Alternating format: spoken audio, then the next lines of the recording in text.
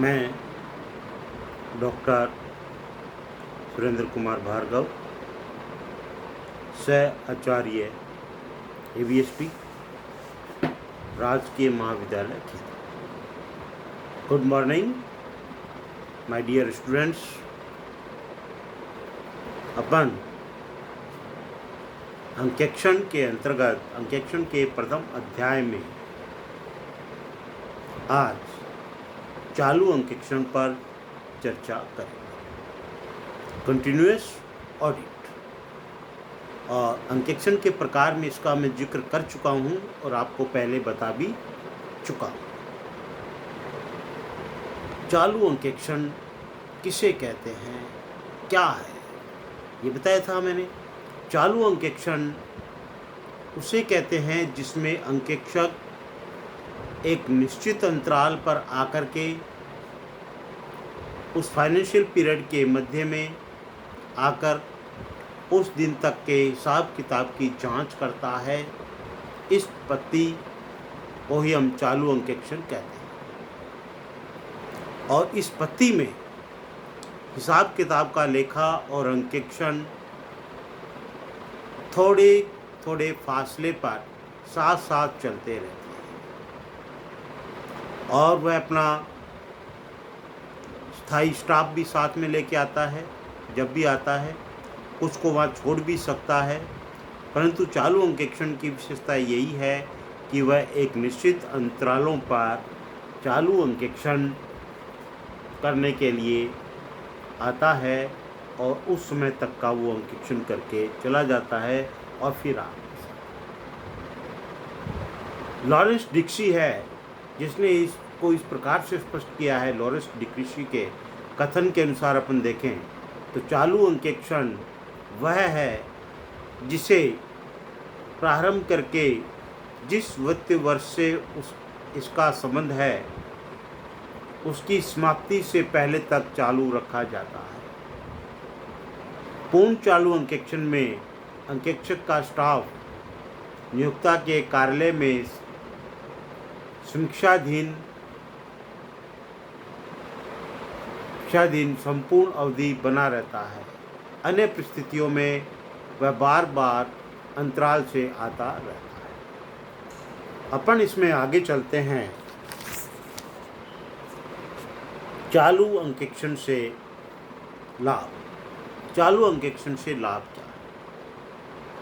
चालू अंकेक्षण से लाभ में पहला आता है विस्तृत एवं गहरी जांच। इस पद्धति के अंतर्गत अंकेक्षण वर्ष भर चलता रहता है। इस कारण हिसाब किताब की विस्तृत एवं गहरी जांच हो जाती है। नंबर 2, अशुद्धियों एवं गबन के प्रकट होने की अधिक संभावना। चालू अंकेक्षण में विस्तृत एवं गहरी जांच होने का प्रभाव यह होता है कि अशुद्धियों एवं गबन के प्रकट होने की संभावनाएं अधिक बढ़ जाती हैं और बहुत से चतुराई पूर्वक योजनाबद्ध ढंग से किए गए गबन भी पकड़ में आ जाते हैं। नंबर 3, अशुद्धियों एवं गबन का शीघ्र प्रकट हो जाता है।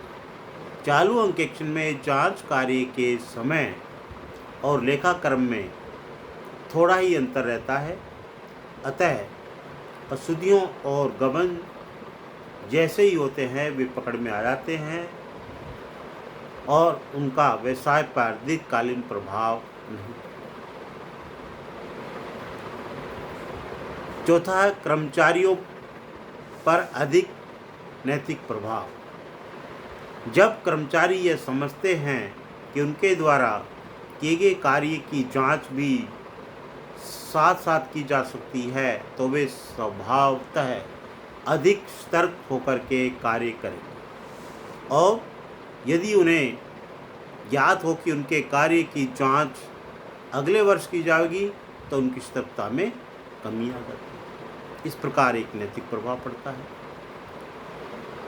पांचवा लाभ हो जाएगा अंतिम खातों की शीघ्र तैयारी। अंकेक्षण कार्य लेखाकर्म के साथ साथ चलने के कारण वर्ष के अंत में शेष थोड़े से समय के लेखों की जांच करना बाकी रह जाता है। यह कार्य अगले वर्ष बहुत ही शीघ्र समाप्त हो जाता है और अंतिम खाते अंकेक्षण की रिपोर्ट सहित शीघ्र तैयार हो जाते हैं। नंबर 6, भावी योजनाएं शीघ्र बन सकती हैं। यहाँ अंतिम खाते अंकेक्षण रिपोर्ट शीघ्र तैयार हो जाते हैं। इस कारण उनके आधार पर विश्वस्त होकर प्रबंधकर्ता आगामी वर्ष के लिए क्रय विक्रय उत्पादन व अन्य आर्थिक योजनाएं शीघ्र बना लेते हैं। 7वां लाभ आता है इसका अंकेक्षक द्वारा अधिक उपयुक्त सलाह। अंकेक्षक विस्तृत जांच करने के कारण लेखे की कमजोरी से अधिक नज़दीक आ जाता है और वह उसके लिए प्रबंधकों को अधिक मूल्यवान सलाह दे सकता है। लेखाकर्म में शीघ्र सुधार। अंकेक्षण कार्य लेखाकर्म के साथ साथ चलते रहते हैं तो लेखाकर्म की कमजोरियों के संबंध में अंकेक्षक को द्वारा दिए गए सुझावों को चालू वर्ष में लागू किया जा सकता है और लेखाकर्म तुरंत सुधर सकता है। लास्ट कहे अपन अंतिम खाते तैयार होने में सहायता। इस संस्था में त्रैमासिक, मासिक, अर्धवार्षिक अंतिम खाते तैयार किए जाते हैं तो चालू अंकेक्षण अत्यंत लाभप्रद और इस प्रकार तैयार किए गए अंतरिम खाते विश्वस्त और निर्भर रहने योग्य बनते हैं। अब अपन चलते हैं इसकी हानियां क्या हैं। चालू अंकेक्षण की हानियां, डिसएडवांटेज। जांच के हिसाब किताब में परिवर्तन की संभावना। ये कैसे होती है?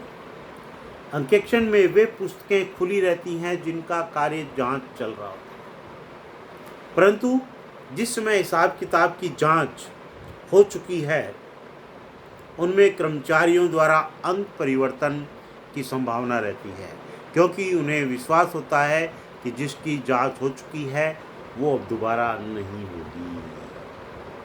कार्य में बाधा। परीक्षा में प्रत्येक व्यक्ति घबराता है। मनुष्य की स्वभाव के कारण कार्यालय में अंकेक्षक की उपस्थिति एक हलचल सी मचा देती है, जिसमें कार्यालय के दैनिक कार्य में बाधा पहुंचती है। चालू अंकेक्षण में अंकेक्षक बार बार आता है तथा वह प्रत्येक बार लेखा पुस्तकें अपने अधिकार में ले लेता है और इसे पुस्तकों में तुरंत लेखे करने में काफ़ी बाधा उत्पन्न होती है। थर्ड कह सकते हैं हम कर्मचारियों के नैतिक प्रभाव में कमी। लाभ में अपन बताया था अधिक प्रभाव पड़ेगा, अच्छा पड़ेगा, परंतु उल्टा भी होता है। अंकेक्षक के बार बार आने से कर्मचारी अंकेक्षण की सीमाओं व कमजोरियों से परिचित हो जाते हैं, अतः वे अपने कार्य को इस प्रकार करने में सफल हो जाते हैं कि उनका कार्य बन जाए और पकड़ में भी न आए। बहुत से चालाक कर्मचारी अंकेक्षक से व्यक्तिगत संबंध भी बना लेते हैं। इस प्रकार हिसाब किताब की गड़बड़ी को निपटाने में सफल हो जाते हैं। चौथा पॉइंट कह सकते हैं अधिक खर्चीला। चालू अंकेक्षण के द्वारा विस्तृत गहरी जांच होती है, इसके लिए अंकेक्षक को पारिश्रमिक भी अधिक देना पड़ता है, बार बार उसे दी जाने वाली सुविधाओं पर भी अधिक खर्चा होता है, इसलिए इसे कह सकते हैं ये अधिक खर्चीला है। पांचवा पॉइंट हानि में कार्य का तांता टूटने का भय। अंकेक्षक वर्ष के बीच में कई बार आता है और कार्य करता है, इस प्रकार बीच बीच में आने से कार्य का जो गति है वो टूट जाती है। नंबर 6 कार्य का यंत्रवत होना। इस अंकेक्षण में कार्य यंत्रवत हो जाता है, मशीनी हो जाता है और उसके स्टाफ की रुचि भी कम हो जाती है, जिससे कार्य करने में क्वालिटी उसकी घट जाती है और कार्य को यंत्रवत माना जाता है। लास्ट है कार्य में स्थिरता। अंकेक्षक के स्टाफ को यह ज्ञात हो जाता है कि अभी वर्ष की समाप्ति में काफ़ी समय शेष है, तो वह लापरवाही व स्थिरता से कार्य करता है। चालू अंकेक्षण की हानियों से बचने के कुछ उपाय भी है। Methods to avoid disadvantage of continuous audit, वो अग्र प्रकार है। नंबर 1, अंक परिवर्तन के।